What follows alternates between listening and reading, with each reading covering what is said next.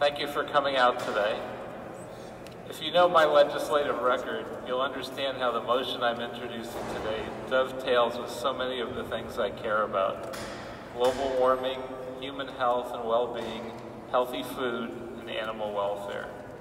I'm pleased to be joined today by representatives of organizations who care about each of these issues as I do, and who will cover them in more detail while I focus mainly on one.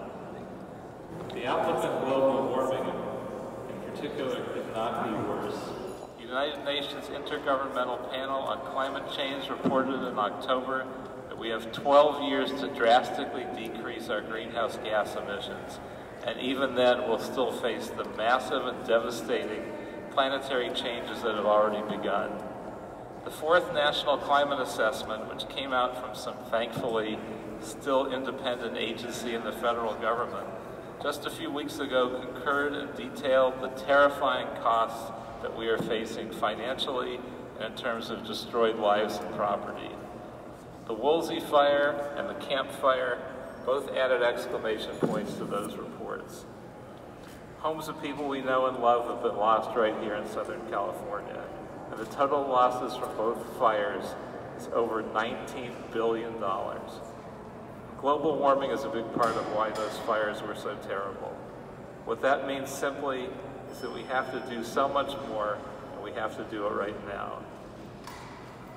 I wish there was a more vivid way for people to completely understand the connection between the burgers, steaks, and dairy that they're eating, the rainforests that are being cut down as a direct result, and the fires burning down the homes of their neighbors. In the Brazilian Amazon, 80% of deforestation is caused by cattle ranching, and this rate increased by 29% in the past year alone. Deforestation relating to soy production for livestock feed in Brazil is responsible for 29% of that country's greenhouse gas emissions. And most alarmingly, more than 20% of the oxygen in the entire world is produced in the shrinking Amazon rainforest. In a study released last year, methane released due to gas from cows and how cow manure is handled resulted in a 37% increase in global methane emissions. Now, it may seem silly to be talking about cow farts until you realize that methane is actually 85 times more powerful than carbon dioxide at trapping heat, and that is a huge portion of humanity's greenhouse gas footprint. Not only that, but the demand for livestock products is actually projected to grow by 70% by 2050. That is more than insane. It's actively, societally suicidal. And yet, this is something we could stop immediately. We could all stop eating meat products today, and with a simple habit change, we could drastically decrease our personal climate footprint.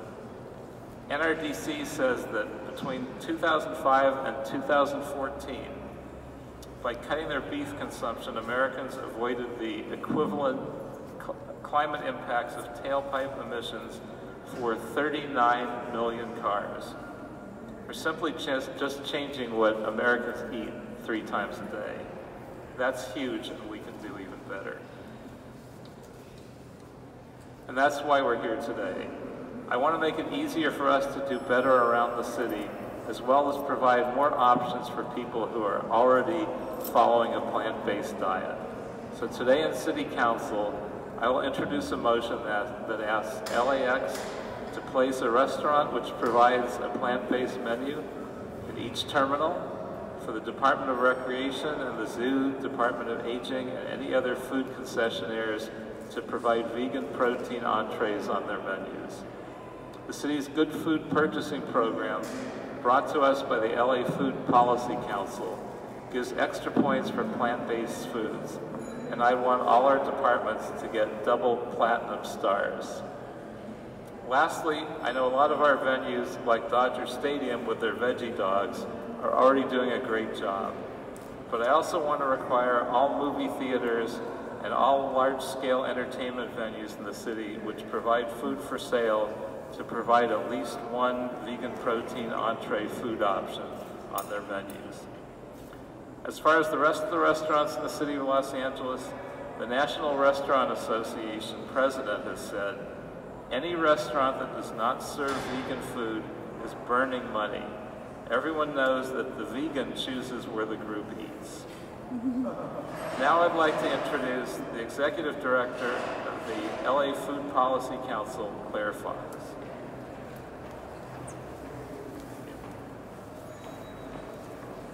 Good morning, everyone. Thank you, Councilmember Koretz, as always, for your cutting-edge leadership on both planetary and human health. The City of Los Angeles serves an estimated 11 million meals. That's 11 million people, Angelinos and visitors to our great city, who are nourished by our local city government. With those 11 million meals, imagine the impact that the city can and does have on how food is grown, how many greenhouse gas emissions were involved in the making of that food, how animals grown for food are treated or taken off the menu completely, and how healthy we can be.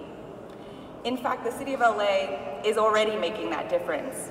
Since adopting the Good Food Purchasing Policy in 2012, spearheaded by Councilmember Koretz, the city now sources from more local farms, union food companies, certified humane animal products, and offers more plant-based options to Angelinos. For this effort, the city received international recognition this fall. The United Nations and World Future Council awarded the City of Los Angeles for its leadership in scaling agroecology by adopting the Good Food Purchasing Policy. And of 8 international awards, ours was the only one here in the United States. Today, with this motion, the city takes the next most important step in making food a powerful tool for fighting global warming and supporting the health of our communities.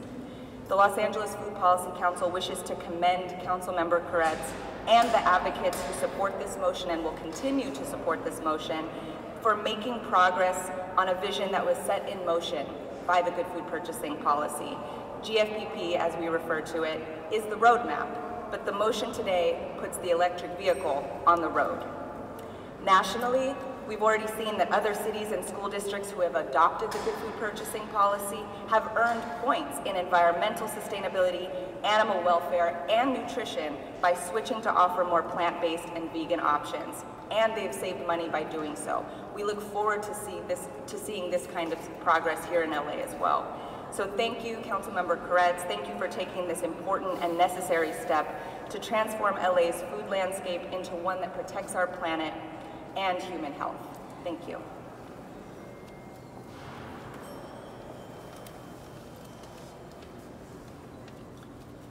Next, I'd like to ask Ben Williamson, Senior International Media Director for PETA, to say a few words. Thank you, Councilmember Koretz, for having us today. I'm here on behalf of PETA, the People for the Ethical Treatment of Animals, and our more than 6.5 million members worldwide, including thousands of Los Angeles residents, to support this motion that would increase access to healthy and humane vegan options across the city, including for concessions in parks and for Meals on Wheels, ensuring that residents of all ages, everyone supports it, ensuring residents of all ages are being given access to healthy, tasty, and humane foods. Los Angeles already has a reputation for healthy and environmentally friendly lifestyles and culinary options for vegans, and PETA even ranked it #1 on this year's top 10 vegan-friendly cities list.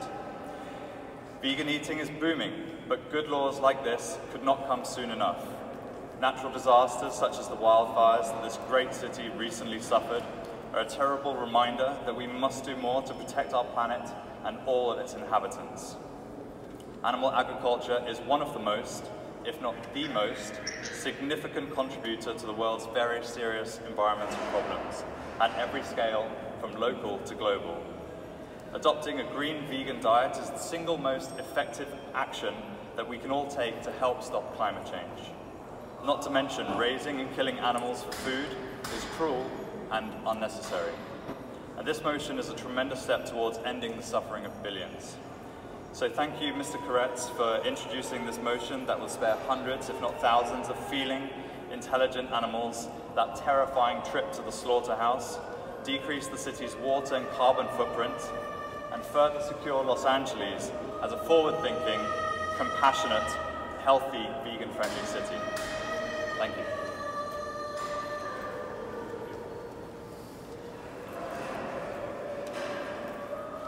Now I'd like to ask Alan Dare, the Director of Food Policy for Mercy for Animals, to say a few words as well.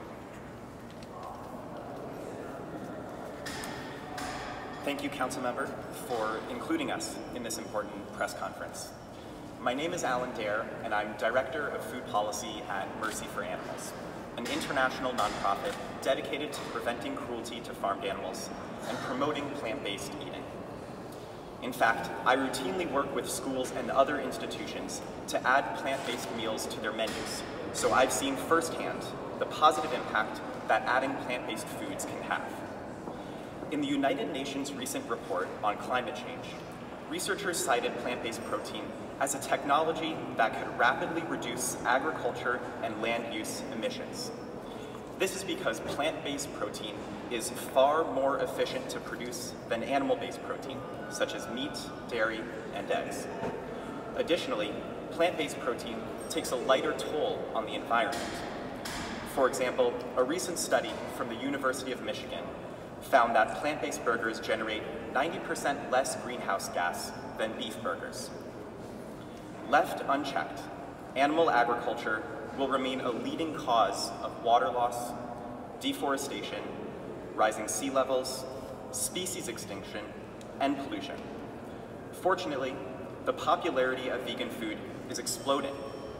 In the last few years, plant-based food has been growing faster than the traditional food sector. According to a recent global data survey, there has been a 500% increase since 2014 in the number of Americans who identify as vegan. Los Angeles is known as an environmental leader and as one of the most vegan-friendly cities in the world. But we can and should do more.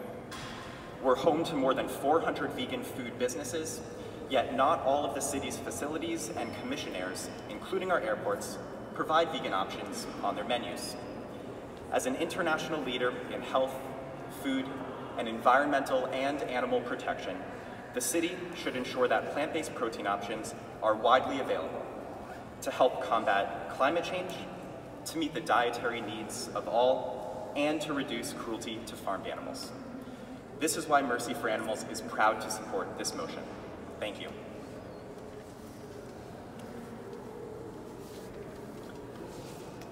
And next we'd like to ask Chris Hendrickson, the California Campaign Manager from the Humane League, to say a few words.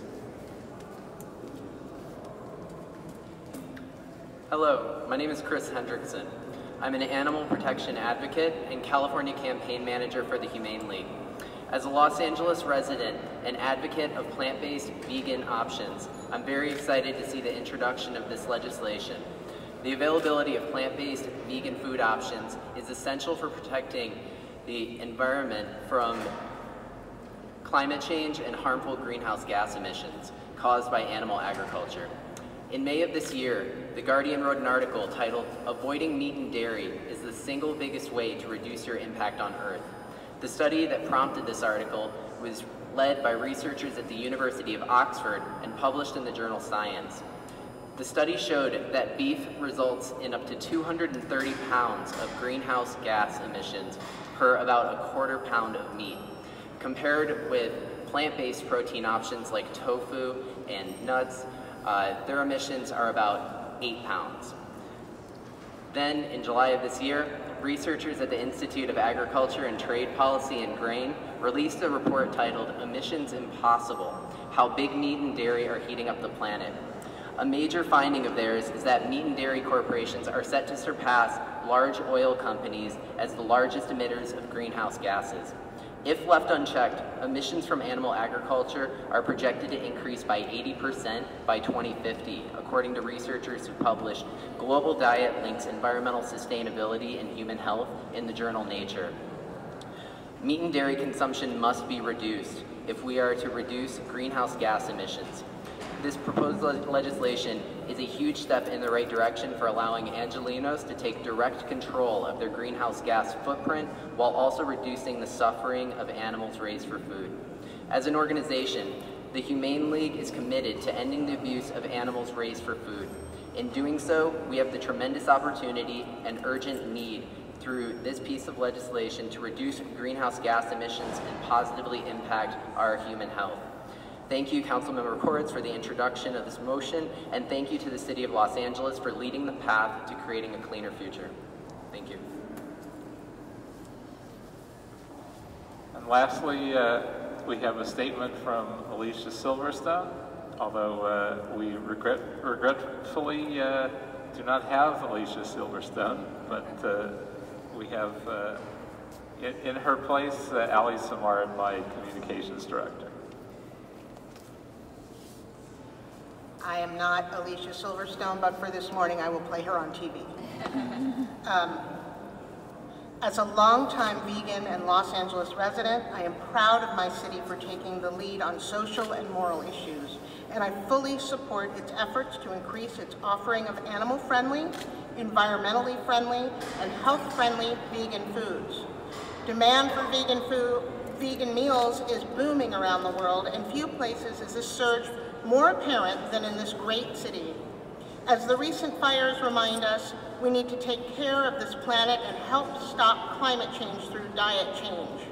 Anyone who cares about the planet can take a meaningful step to reduce their impact by choosing to eat vegan. In the United States alone, if more people adopted plant-based eating, it could cut greenhouse gas emissions from food sources by nearly 70%. It's easy, it's important, and once again, LA is leading the charge. That was from Alicia Silverstone. And now we're happy to take any questions that you may have.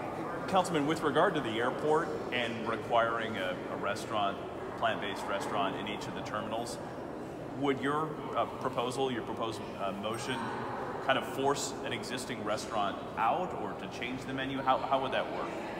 Well, I don't think it'll force a restaurant out. It will just require that we find a space for one that is fully vegan. The bigger change for the existing restaurants will be that each restaurant will be required to have a protein option as well, even if they're not a vegan restaurant. So that our vegan travelers, which are multiplying dramatically, and the number of those who eat vegan, I believe, has gone up 600%, I believe, in the recent few years. So we clearly need to provide for all of our travelers. This will now include a substantial percentage of our travelers that otherwise would not be able to eat in the airport and in some of our other venues. Councilman, obviously the city does oversee the airports and some of these other venues, but what's sort of the legal authority to tell a fully private movie theater? Is this similar to like the plastic straws ban and other things that the city has already shown it has the legal authority to kind of direct private restaurants and businesses in certain ways that they go about practicing their business? Well, we have banned plastic bags in supermarkets and give out 3 billion fewer plastic bags and have dramatically impacted the cleanliness of our rivers and waterways. We're in the process of going to a voluntary straw dispersal and eventually a ban. We will talk to our city attorney about this. Once this is passed, then it goes to the city attorney to be drafted and to advise us. So I believe this is legal, but we will get that confirmation as a next step in the process. Will there be any financial support for these restaurants, for example, at the airport, who to help them kind of research and develop a vegan entree if that's something that's not normally on their menu, and help them come up with the dish, outside support from the city, or will they just be required to do it by a certain date? Like how? Right now, our plan is to just have them be required to have a protein a vegan protein option by a certain date. We currently do have some vegan restaurants, just not in every terminal, and they're doing fine, so I don't think we actually need to subsidize them. We have Real Food Daily, which is a notable local vegan restaurant, and they now have a restaurant in LAX, and I don't think they're having any great struggles in finding customers. Anything else? If not, we'll be available for a little while as well, one-on-one. Thank you all for being here.